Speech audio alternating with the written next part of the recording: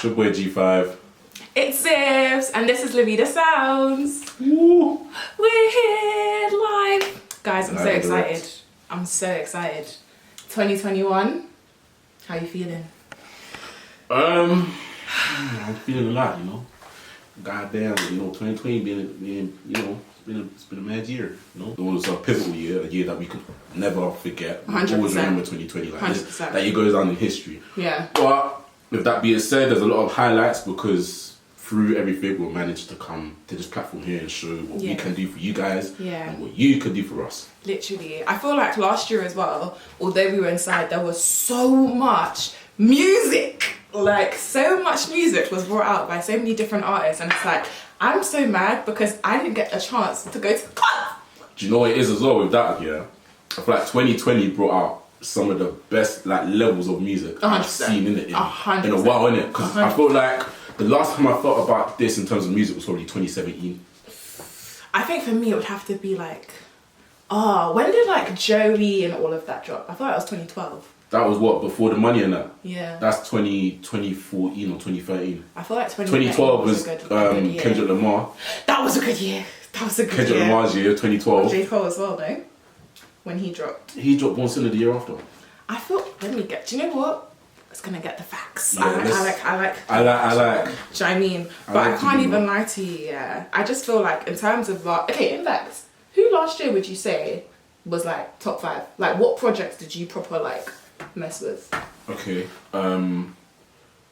Obviously I don't believe that this was number 1, but I have to do it based on the like everything that was achieved with it in it. Okay. Which was Baby's My Turn. I think that tape for 2020 was monumental, innit? Like the numbers, I think the whole idea behind it was hard because I felt like at the time, the year before, 2019, Baby dropped Street Gossip, right? And at the time I felt like, okay, cool, like I feel like Lil Baby's overrated. I'm sorry. I'm so sorry. You know what? Like he's so dead. You know what? Baby's not my favourite, but I know what he can do in rapping it, and I feel like what he does in rap is first What of does all he do? What does he do? You know what? I'm sorry, nothing Lil Baby does for me anyway is like revolutionary. It's very much like background car music. I never think to myself, this Lil Baby track I'm gonna listen to again. Freestyle is background music. Like, what was background music? I can't even think of Emotionally Scarred is background music. Emotionally Scarred, no. We Paid is background music. We Paid it. We Paid isn't even his track, first of all. It's 42 Doug, no? It's his. I swear 42 Doug's a feature. I feel like that's 42 Doug's track because you know what? Don't get me wrong. 42 Doug's verse is crazy, and then Baby comes in and just. But that's the thing. Like, it's a good. It's not like his album wasn't great. It was alright, but I feel like there were so many other artists that I would listen to before Lil Baby. I believe so. I agree. So but that's why when I asked you top 5 and you immediately said him, it's like he's I personally believe Future's tape was better than his. How of Life. But obviously everyone has different views on that. Future But Big Conspiracy was probably my number 1 store. Do you know what's so funny? I forgot Big Conspiracy came out last year. You know, if you go through 2020, deep it Zibs, yeah? If you go through 2020, there's so much music that got released that year. You'd think that some of them came out the year before. I thought Big Conspiracy came out in 2019. Do you get it? I was like, it was literally at the start of February. Yeah, that's that it came out. That's mad. And then what else come out that year? 1R, amazing tape. My top 3. 100%. My top 3. Gunna's one of my favourite artists, but I wouldn't say top 3 tapes to come out last year. Like the Parsley, am I saying his name right? Parsley. That was definitely my top 3. That's a hard tape as well. That's in my top 3. That's a hard tape. Who else dropped that in 2020? 2020. Let's even go back to. Let's even go. Do you know when you have to like look? Nave Smalls and M Hunt Show. DNA top 5 store. I can't lie to you. That tape there shocked me. It surprised me as well heavily. We'll just wait a sec. I tell her to wait for the camera. She wanna get on camera. Whoa. I don't know what he says, but it sounds great. Gunna is the best. Whoa. See how I switched up the flow. I'm amazing. No, she won't fuck on my crew. Hey, bad and bougie. That song is so hard. It's so hard. I was telling my mother yesterday about it, yeah.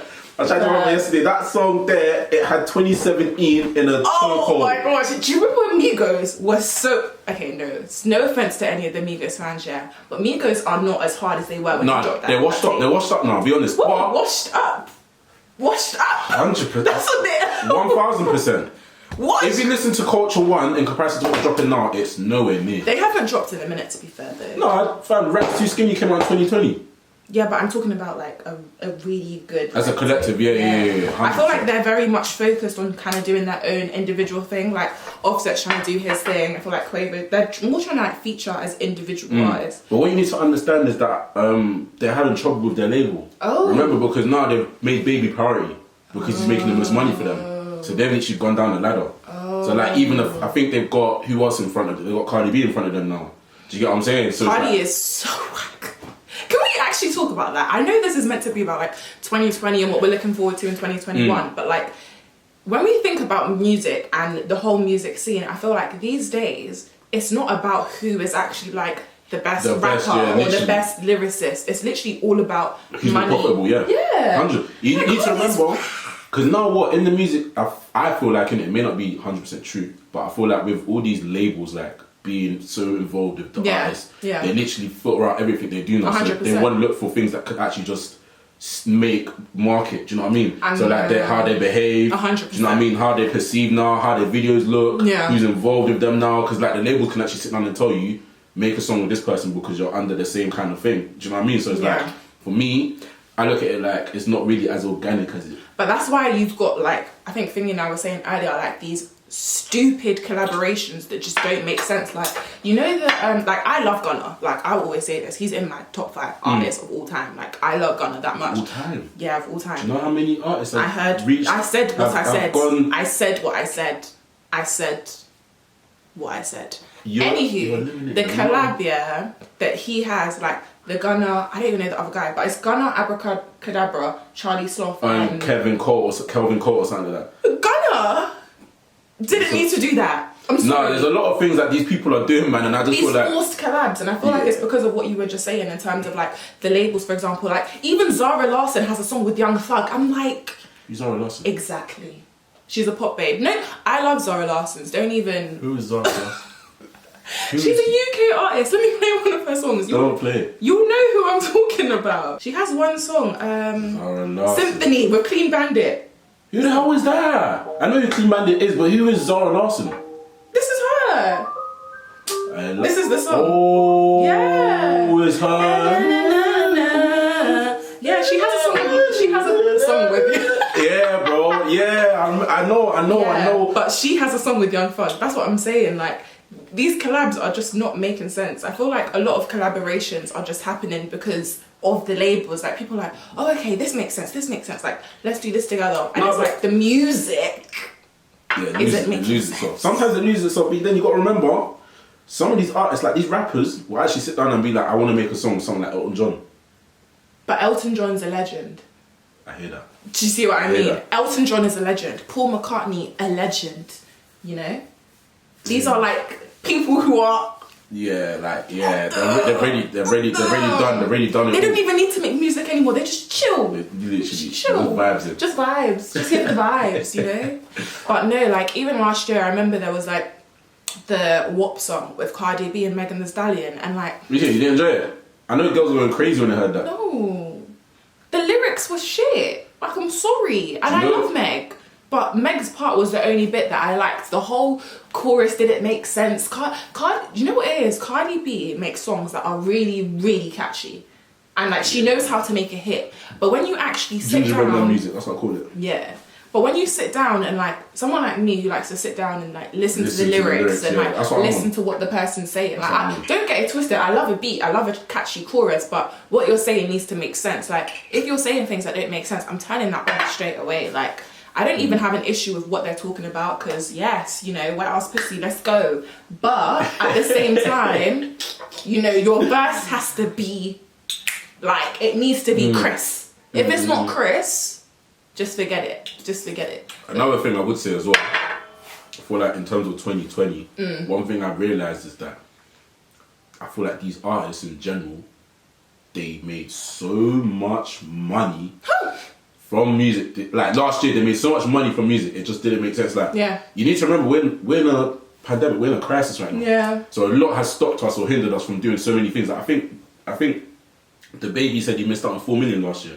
The baby missed out on 10, and Young Thug was like, his price before the pandemic was $1 million for a show. Damn. So it's like, obviously, after, like you can see how marketable, how profitable it was for them last year. And then on top of that, you got to remember some of them had deals with like YouTube doing live shows. Yeah. Some of them started streaming their like concerts and stuff. Wizkid definitely benefited from that when he did the Made in Lagos. I can't lie to you. That was the best thing I've ever watched.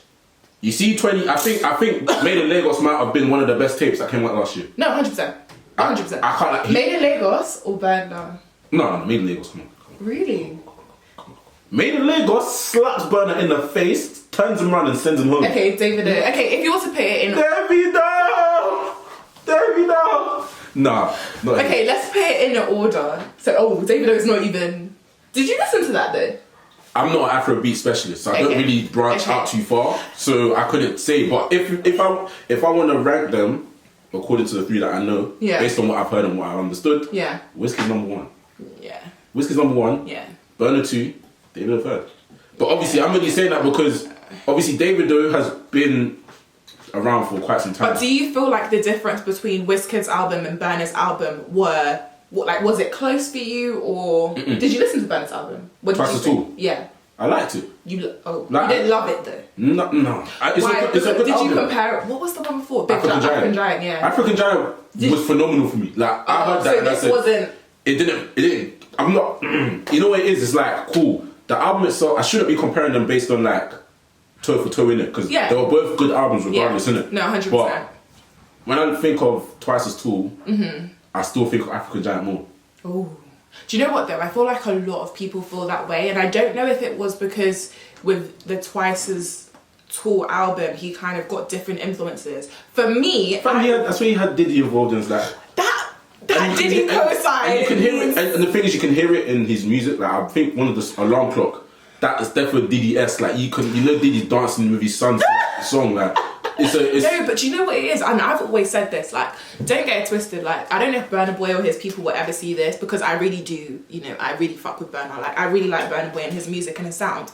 However, for me, Burna Boy doesn't have a sound. Like, if you listen to Afrobeats properly, like I do, for example, you'll know that a lot of his stuff is sampled from Fela Kuti, and a lot of his sound is influenced from Fela. Like, all his ad-libs, all the beats, everything. Like, you can literally compare every single track, and you will just see, like, this is Fela. Yeah. So, whereas with this... From what I've heard, I heard that literally. A lot of people that listen to Afrobeats, because obviously I'm not really that delved in that one, innit? Most of my friends are. Yeah. And obviously I get my information from them. And most of them would say exactly what you're saying now. Yeah, so with this, where he didn't do that, that's why I feel like people didn't like it. Do you know what I mean? Because it doesn't have that fella sound. It doesn't have that vibe. It's very much him trying to find his sound. It's not deep rooted. Like, I get what you're saying. I feel like Burna Boy doesn't really know what his sound is. I feel like he's still trying to discover it personally. Because you can't rely on samples for your sound. This guy wants us to get banned in Nigeria. No, but you can't though. Like, for example, Wizkid as an artist, he's very, very versatile. I can't lie to you. As an artist, he's phenomenal. Amazing. I'm not an Afrobeats man, but when I hear his music, like when I Made in Lagos, I said, "What the hell is this?" Fam, that song, like I've heard the first song was Reckless, no, and then the second song it went into the one with Skepta. Long time. Do you get it? But for me, yes. Okay.